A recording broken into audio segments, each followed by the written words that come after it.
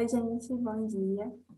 Hoje o nosso grupo, que sou eu, Maria Clara, a Roberta, a Ana e a Gabriela, a gente vai falar sobre um artigo que se chama Clínicas de Orientação, Cuidado Infanto-Juvenil e Participação Feminina na Constituição do Campo Psi, e cujos autores são a Ana Maria Jacob Vilela, a Maria Cláudia Novaes Messias, o Felipe Legani Carneiro e a Camila Félix Barbosa de Oliveira, todos da Universidade do Estado do Rio de Janeiro.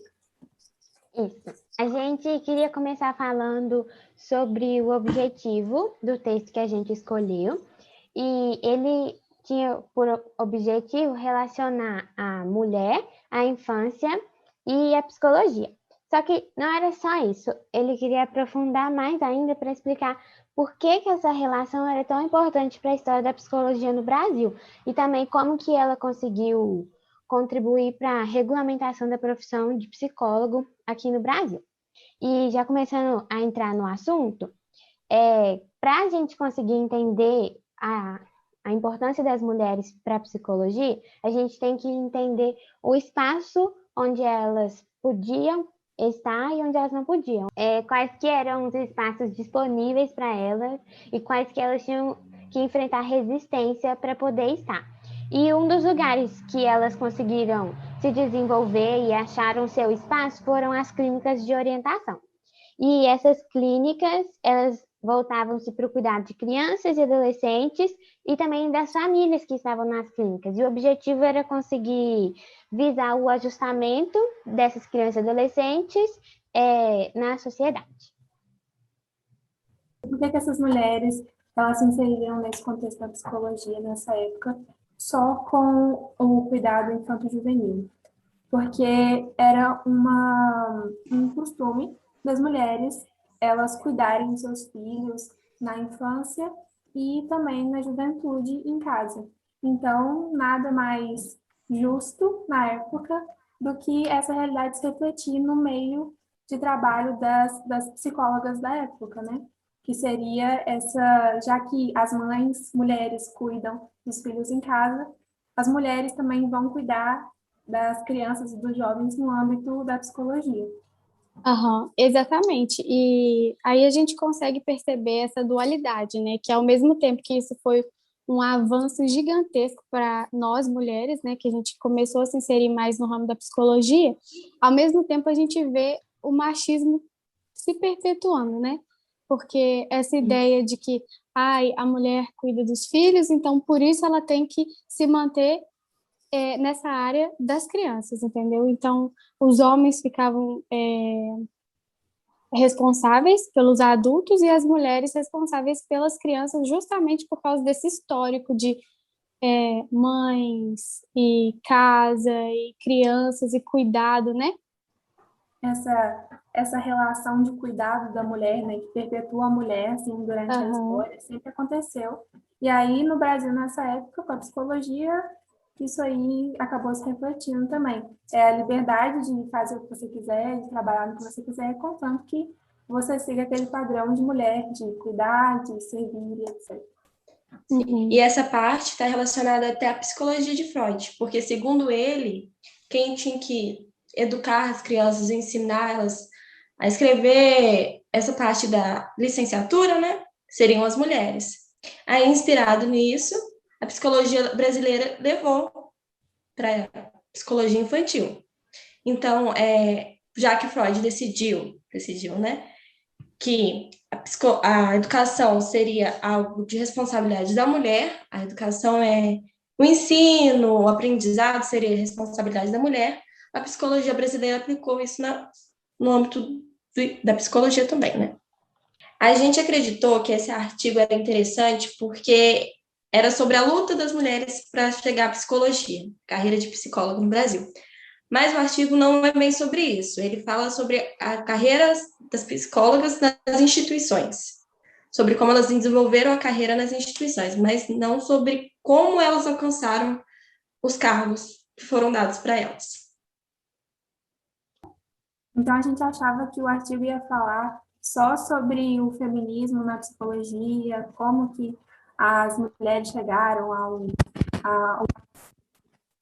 Brasil, não sei o quê. Só que, na verdade, o artigo fala sobre algumas instituições que ajudavam os jovens e as crianças, e cita algumas mulheres psicólogas, médicas, assistentes sociais, não só as psicólogas, né? E aí a gente teve um pouco de quebra de expectativa em relação a isso. Pois é, mas aí como a gente está falando que o artigo focou mais na parte das instituições, a gente queria dar um contexto de como que isso aconteceu. Lá na época do Getúlio Vargas, no tempo do Estado Novo, Getúlio falava que a gente tem que dar assistência às crianças e às pessoas que estão passando pela juventude, porque elas são o futuro da nação. Então, ele queria dar mais assistência para essas pessoas. E na época, o Ministério da Saúde era junto com o da Educação. Na hora que ele separou, eles perceberam que tinha mais orientação médica e pedagógica para essa área da maternidade, da infância.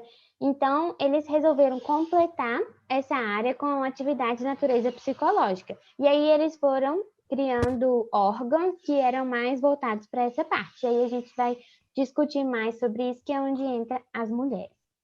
Falando sobre quais foram as pessoas que contribuíram muito para o desenvolvimento dessas instituições, a gente tem dois nomes principais, que é a Helena Antipoff e o Emílio Mirai Lopes.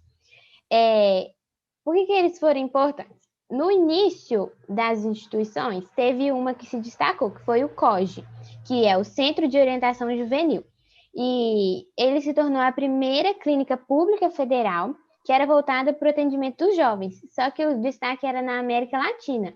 Então, por isso que essas duas pessoas foram tão importantes para o desenvolvimento das instituições, principalmente do COGE, que foi a que mais se destacou aqui no Brasil. Além de ser importante na América Latina, o COGE também tinha um destaque extra, que ele era considerado multidisciplinar.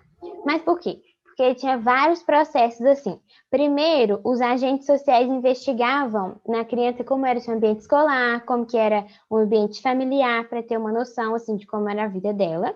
Depois a criança passava por exames médicos pelos psiquiatras e, por último, pelos testes psicológicos com os psicologistas, que eram como os psicólogos eram chamados na época. Então, a abrangência do COGE sobre a vida da criança era muito grande, por isso que era multidisciplinar. Ressaltar que esses centros de orientação, na época, eles eram embasados pelos princípios da psicanálise do Freud, que eram o de higiene mental infantil. E o que consistia isso? Porque o Freud ele acreditava que desde da infância que os problemas mentais, as doenças mentais, elas eram criadas, elas eram situadas na cabeça das pessoas, né? Então, tipo, elas eram criadas mesmo na infância. Então, por isso, esse processo higienista de prevenção da primeira infância até a juventude. E o mais interessante nisso, a gente fazendo mais uma contextualização histórica, é que antes não tinha todo esse cuidado com as crianças, né? Os pais eram extremamente rígidos. A gente pode até citar o James Mill com o filho dele, que eles não... Era só estudo o tempo inteiro. Não tinha nenhuma relação afetiva nem nada. E apesar de o artigo também trazer que, mesmo nessa época, não era uma relação afetiva em excesso, ela pelo menos existia de alguma forma, ao contrário do passado. Então, a gente pode ver que tem mais uma diferença, mais um avanço para a atualidade, né? A gente está falando sobre inovações, né? E o artigo fala uma que foi muito interessante também, que é sobre a Maria da Paz Manhães. Ela foi uma das primeiras médicas negras do Brasil. E ela também tinha uma influência muito grande na área da psicanálise, principalmente voltada para as crianças. Só que a gente tem o outro lado também, por exemplo, o da Maria Alzira Perestrello, que era uma psicanalista casada com outro psicanalista. E quando eles iam anunciar o seu trabalho em algum lugar, as pessoas achavam que ele, o marido dela, era o psicanalista de adultos e a Maria Alzira era a psicanalista só para crianças. Então, a gente tinha inovações em um lado. Por exemplo, mulheres e negras conseguiam inserir no mercado de trabalho, mas só que elas tinham um campo muito restrito. E a Gabi vai falar um pouco sobre isso também. Exatamente. Apesar disso parecer muito atual, assim, que o artigo traz essa atualidade das mulheres na psicologia, obviamente a gente teve grandes mulheres na psicologia já há muito tempo, e uma delas foi a Ellen Thompson, porque ela também foi uma das pioneiras a estudar o desenvolvimento das crianças, e ela tinha um programa de educação infantil que estudava justamente o desenvolvimento e as habilidades das crianças. Além disso, ela também mostra a grande presença da mulher e que não haviam diferenças entre homens e mulheres, porque ela justamente fez um teste para medir várias habilidades, como os limiares sensoriais e a capacidade intelectual de homens e mulheres. E a Ellen, ela foi muito importante com a aplicação desses testes, porque ela justamente conseguiu provar que não haviam diferenças entre homens e mulheres, principalmente na capacidade cognitiva, e que eles tinham exatamente a mesma capacidade de seguir a carreira de psicólogo, ou de qualquer outra carreira, na verdade, né? E é isso. Eu acho que, para fechar, então, a gente podia falar das contribuições, no geral, que a gente descobriu que o COGE trouxe, né? Todos os órgãos relacionados à psicologia.